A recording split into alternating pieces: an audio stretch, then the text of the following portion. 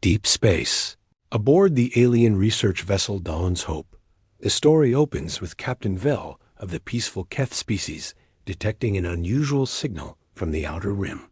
His crew of scientists and explorers had been studying gas clouds when their ship was ambushed by the savage Grak Empire, a warrior race that conquers worlds for sport. The Grak ships surround the Dawn's Hope like hungry predators. Captain Vel knows his lightly armed research vessel stands no chance against the battle. Cruisers. His crew of 12 includes Dr. Nira, the ship's medical officer, and Engineer Tok, who desperately tries to keep their failing shields online. As Grak boarding pods slam into their hull, Captain Vel makes a fateful decision. He broadcasts an SOS on all frequencies, not knowing who might hear it.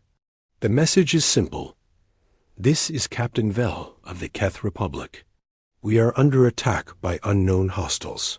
Our coordinates are... The transmission cuts short as Grak warriors breach the bridge. These aliens are massive, with thick gray skin and razor-sharp claws. They tower over the small, delicate Keth crew. The Grak commander, Brutus, sneers at the cowering scientists.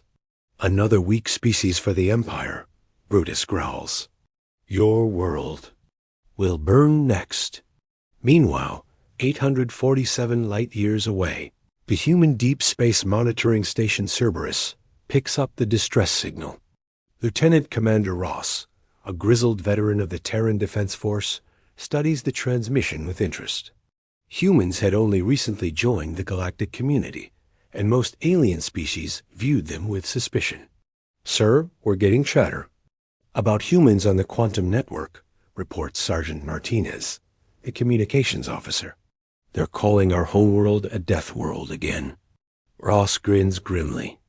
Earth's harsh conditions, its violent weather, deadly predators, and constant natural disasters had indeed forged humanity into something the galaxy had never seen. While other species evolved on peaceful garden worlds, humans survived ice ages, plagues, and endless wars. Prep the vengeance and retribution, Ross orders. We have a rescue mission.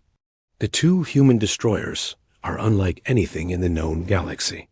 Where other species build ships for exploration or trade, humans build them for war. Every human vessel bristles with weapons, armor, and redundant systems designed to keep fighting even when crippled as the human ships enter hyperspace. Captain Vel and his crew face the horrors of Grak captivity. The warriors take pleasure in tormenting their prisoners, viewing the Keth as amusing toys. Dr. Nira tends to the wounded as best she can, while Engineer Tok is forced to repair Grak equipment. The Grak plan is simple.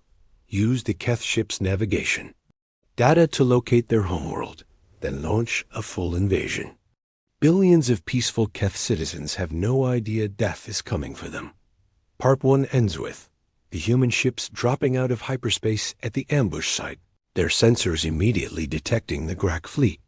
Ross studies the tactical display and sees 12 enemy vessels surrounding the captured research ship. The odds are terrible, 6-1 against the humans. But as he watches Grak fighters launch from their carriers, Ross only smiles. Signal the fleet, he tells Martinez. Tell them the Deathworlders have arrived. Time to show these aliens what humans do to bullies. Asterisk, the Grak fleet turns to face the human ships with amusement rather than concern. Commander Brutus, now aboard his flagship Bloodfang, studies the strange alien vessels on his view screen. Human ships are smaller than his cruisers and painted in dark, aggressive colors. 2 ships against 12? Brutus laughs. These newcomers must be even weaker than the Keth. He had never encountered humans before. No one in the Grak Empire had. They were about to learn why other species whispered about the Deathworld warriors. Captain. Ross opens a channel to the Grak fleet. His voice is calm, deadly quiet. This is Captain Ross of the Terran Defense Force. You have 60 seconds to release the Keth prisoners and surrender. This is your only warning. the alien translation software, struggles with human concepts like mercy and honor, words that have no equivalent in the Grak language. Brutus responds with typical Grak arrogance. Surrender? We are the Grak Empire. We bow to no one. Ross checks his chronometer. 55 seconds.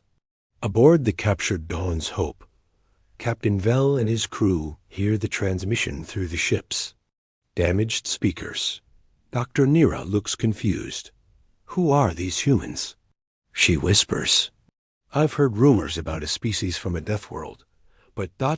double quotes. Engineer Toke's eyes widen. I've seen the reports. Their homeworld has acid rain, killer storms, predators that hunt in packs. The entire planet tries to kill everything on it, but they're offering to help us against 12 Grak ships. Before Toke can answer, the battle begins. The human ships move like nothing the Grak have ever seen. Instead of the slow, predictable maneuvers of other species, the human vessels dart and weave through space like angry hornets. Their engines burn so hot, they leave trails of superheated plasma. The Vengeance fires first. Its railgun projectiles move at a significant fraction of light speed, punching through Grak shields like paper.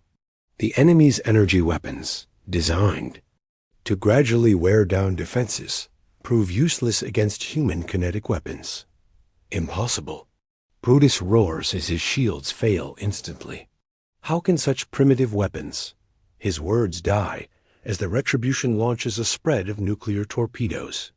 The Grak fleet scrambles to intercept them, but human missiles are designed to penetrate defenses.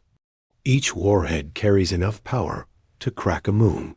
The first Grak cruiser dies in a ball of nuclear fire. Captain Ross watches the tactical display with professional interest.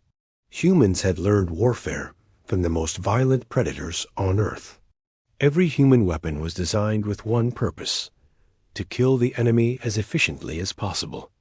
Target their weapons, Ross orders. Leave the command ship functional. I want prisoners. The human ships work in perfect coordination. While the Vengeance draws enemy fire with aggressive maneuvers, the Retribution strikes from unexpected angles. Grak fighters launch to swarm the human vessels, but encounter another surprise. Human point defense systems don't just shoot down incoming missiles. They're designed to destroy entire fighter squadrons. Streams of hypervelocity projectiles shred the Grak fighters like tissue paper. Aboard the Dawn's Hope, the Keth crew watches in amazement as their captors face destruction. The Grak warriors, who had seemed so terrifying, now run through the corridors in panic. The humans fight like demons. One Grak soldier screams. Dr. Nira tends to a wounded Grak who had been abandoned by his comrades. Even in pain, the alien stares at her with confusion. Why do you help me? He gasps. We are enemies. Because that's what civilized beings do. She replies gently. The battle lasts 17 minutes. When the smoke clears, 10 Grak ships are burning hulks drifting through space. Only Brutus's flagship and one cruiser remain, both crippled and powerless. Ross opens another channel. This is Captain Ross to the surviving Grak vessels. Prepare to be boarded. Any resistance will result in your immediate destruction. The reply comes not from Brutus, but from a trembling Grak officer. We ... we surrender. Please, mercy. Part 2 ends with human Marines in powered armor boarding the Grak ships.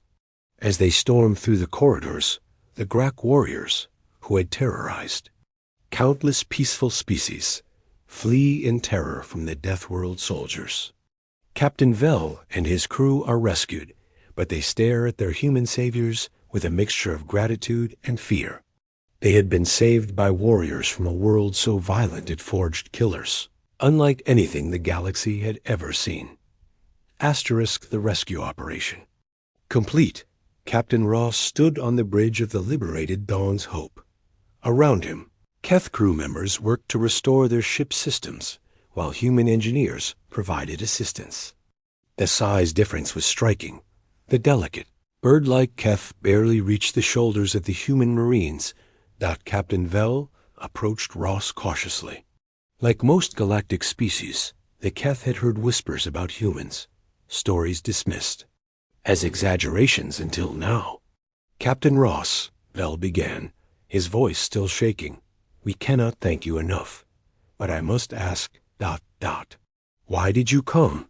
We are strangers to your people. Ross removed his helmet, revealing a scarred face marked by years of combat. On Earth, we have a saying, evil triumphs when good people do nothing. Your people needed help. Dr. Nira joined the conversation, her medical scanner detecting the numerous old injuries on Ross's body. Your world truly is as violent as the reports claim. Earth made us what we are, Ross replied simply.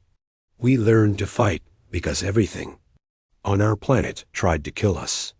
Ice ages, predators, diseases, natural disasters. We survived them all. Meanwhile, in the brig of the Vengeance, the captured Grak commander Brutus sat in a containment cell designed for the most dangerous criminals. The human detention facility was unlike the crude cages used by most species. It was clean, well-lit, and provided basic comforts. Sergeant Martinez brought the prisoner a meal, standard human military rations. Brutus stared at the food suspiciously. Why do you feed me? I am your enemy, Martinez shrugged. Geneva Convention. We treat prisoners with dignity. What is this Geneva Convention? Rules of war. Even in combat, there are lines we don't cross. Brutus looked confused. The concept of limiting warfare was completely foreign to Grak culture. You could have killed us all. Why didn't you? Because we're not monsters, Martinez replied. We fight to protect people, not to enjoy suffering. Back on the bridge, Captain Vell reviewed the battle recordings with amazement. Human tactics were unlike anything in galactic military doctrine. Where other species engaged in formal fleet battles, humans fought with savage creativity. Your weapons, Engineer Toke observed, they're designed purely for destruction. We learned from the best teachers, Ross explained. Sharks, wolves, hurricanes, volcanoes. Earth taught us that survival means being more dangerous than whatever wants to kill you. A communication came through from Keth space. The Galactic Council had been monitoring the situation, and their response was mixed. Some species praised the humans for their heroic rescue. Others expressed concern about these new warriors. Ambassador Kree of the Council appeared on the viewscreen. The elderly diplomat belonged to the moth species, tall, graceful beings known for their wisdom. Captain Ross, Kree began carefully. The Council acknowledges your heroic actions. However, we must discuss the intensity of your response. You mean we fought too hard? Ross asked, his voice carrying a dangerous edge. The Grak fleet was eliminated with unprecedented efficiency. Some council members fear that humans may be too violent for galactic society. Captain Vell stepped forward angrily. Too violent? They saved our lives. Where was the council when we sent our distress signal? Ambassador Kree looked uncomfortable. The council operates through diplomacy and negotiation. Military action requires careful consideration. While good people die, Ross interrupted. How many species has the Grak Empire conquered while you were considering? The transmission grew tense. Dr. Nira, ever the peacemaker, tried to bridge the gap. Perhaps, she suggested, the galaxy needs both approaches. Diplomacy when possible, but strength when innocent lives are at stake. Engineer Toke accessed the Grak ship's database, revealing the scope of their empire's crimes. Dozens of peaceful species had been enslaved or exterminated. The evidence was overwhelming. The Grak have destroyed entire civilizations, Toke reported. Their next target was our homeworld, 4 billion Keth citizens. The weight of this revelation settled over the group. Without human intervention, an entire species would have faced extinction. Ross addressed Ambassador Kree directly. the galaxy, can debate our methods later. Right now, there's a war criminal empire out there that needs to be stopped. Part 3 ends with news of the human rescue spreading throughout the galaxy. On peaceful worlds, citizens celebrate their new protectors. On worlds ruled by tyrants and warlords, nervous leaders realize that the balance of power has shifted. The Deathworlders have announced their presence, and the galaxy will never be the same. 3 days after the rescue, the human task force had grown. Admiral Blake arrived with 5 more ships, transforming the small rescue mission into a full military operation. The Cerberus battle group now included destroyers, cruisers, and the carrier Eagle's Fury. Captain Vel found himself serving as guide and translator, helping the humans understand Grak culture and tactics. The partnership between species was unprecedented. Most galactic cooperation involved committees and bureaucracy. Humans preferred direct action. Their empire spans 47 star systems, Vel explained, highlighting the tactical display. Each system is ruled by a war chief who answers only to the Emperor. Admiral Blake studied the map with the eye of a career strategist. Unlike Captain Ross's weathered appearance, Blake was younger but equally dangerous, a product of Earth's military academies. Standard divide and conquer, Blake mused. We hit their supply lines and communication hubs, forced them to fight on multiple fronts. Dr. Nira observed the planning session with fascination and growing concern. Human military. Thinking was alien to her peaceful species.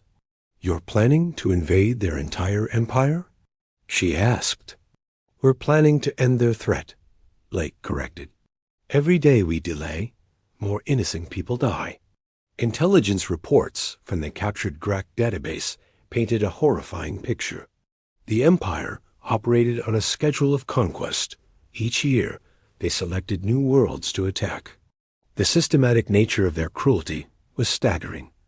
Lieutenant Commander Kim, the task force intelligence officer, briefed the assembled officers.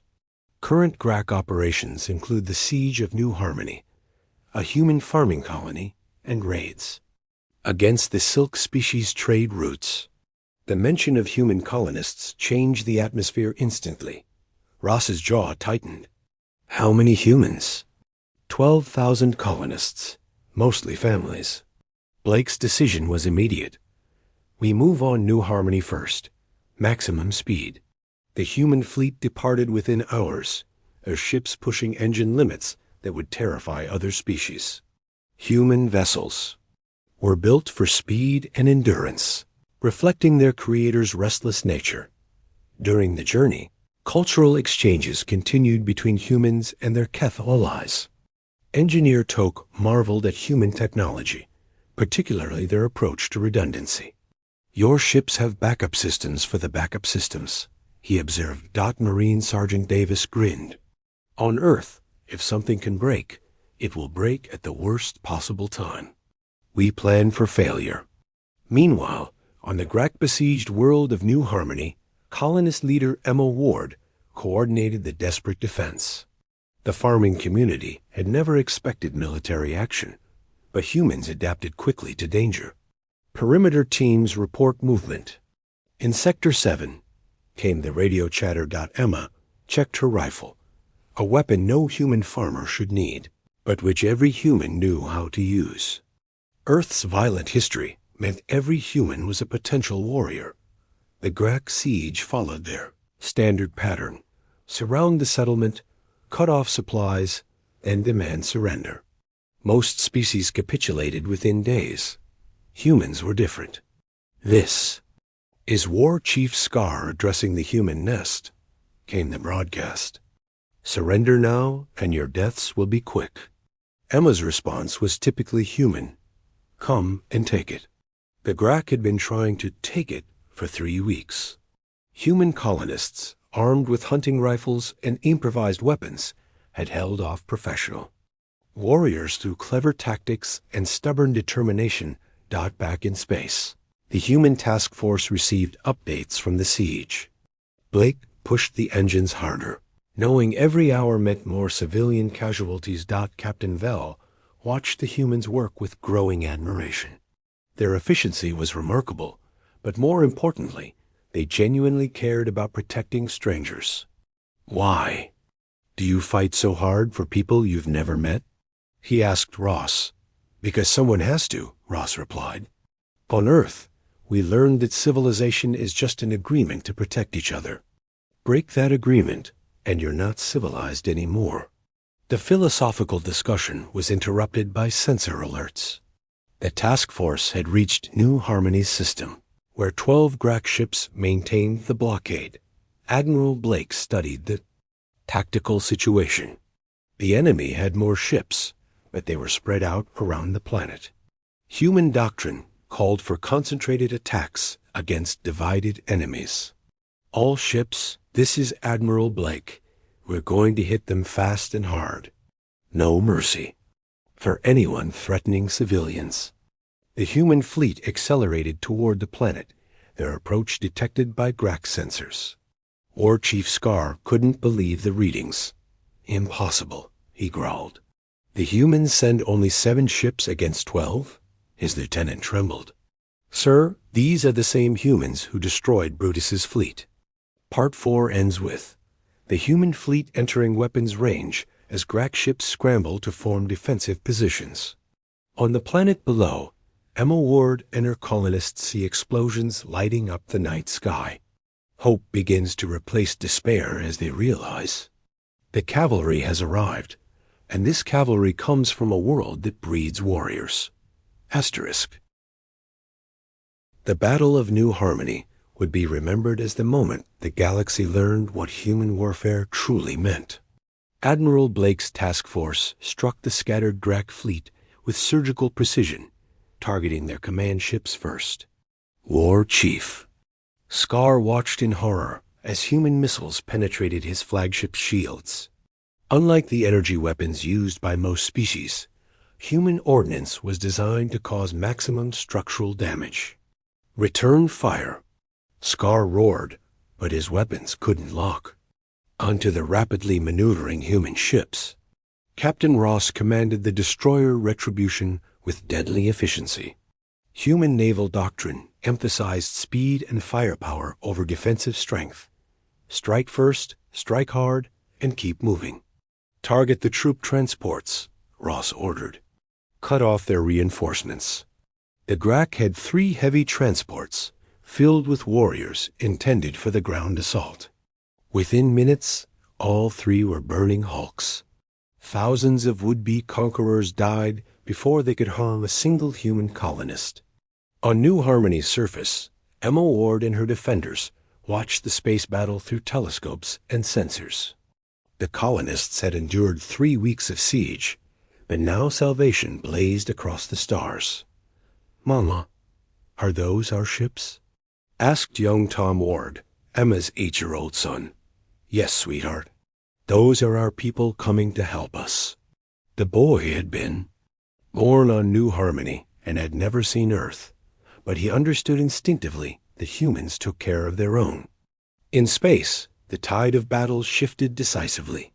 Human ships worked in coordinated pairs, one vessel drawing enemy fire while its partner struck from an unexpected angle. The tactics were aggressive, violent, and utterly effective. Admiral Blake commanded from the bridge of the cruiser Defiance, coordinating the attack with cold professionalism. Earth's military academies produced officers who understood that hesitation in combat meant death. Sir, the Grak flagship is trying to escape, reported Lieutenant Commander Kim. Negative. No one leaves until we're finished here. The Eagles. Fury launched fighter squadrons to prevent any Grak ships from fleeing.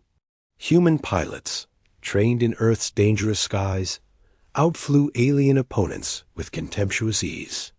War Chief Scar's flagship Bone Crusher took hit after hit. Human weapons seemed designed specifically to kill Grak vessels, which, in a way, they were. Human military doctrine called for adapting tactics to enemy weaknesses. Signal the ground forces, Scar commanded desperately. Kill the human civilians immediately. But the Grak ground troops had problems of their own. Human colonists didn't just hide behind walls and wait for rescue. They fought back with improvised weapons, booby traps, and guerrilla tactics that would have impressed Earth's special forces. Farmer Jake Morrison, armed with a hunting rifle, had been taking potshots at Grak patrols for days. His knowledge of local terrain made him nearly impossible to catch. "Emma, the space battle's almost over," he radioed. "Our boys are cleaning house up there." Indeed, the orbital engagement was ending. Of 12 Grak ships, only 3 remained. Functional, and they were badly damaged. The human fleet had lost no vessels and suffered minimal casualties. Captain Vell, observing from the bridge of the Vengeance, marveled at human efficiency. "In 23 minutes, you've destroyed a fleet that took months to assemble." Ross nodded grimly. "That's what happens when you threaten our civilians." The final phase began as human Marines prepared for planetary assault. Unlike the slow, methodical landings favored by other species, humans dropped directly into combat zones.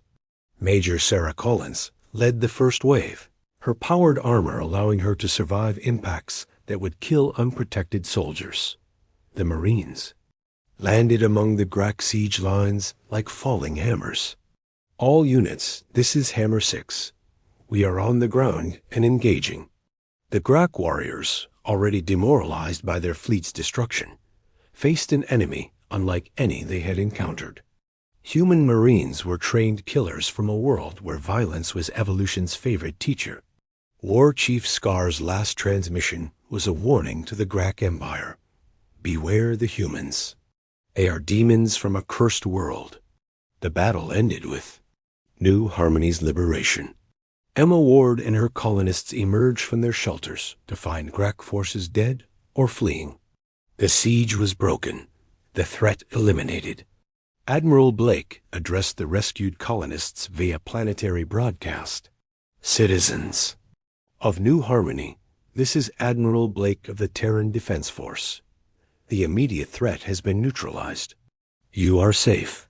Story ends with the news of New Harmony's liberation spreading across the galaxy like wildfire. Peaceful species celebrate their new protectors, while aggressive empires reconsider their expansion plans. The message is clear. Attack humans or their allies, and face the fury of the Deathworld warriors. The galaxy has learned that when evil sends a challenge, humanity answers with fire and fury. Asterisk.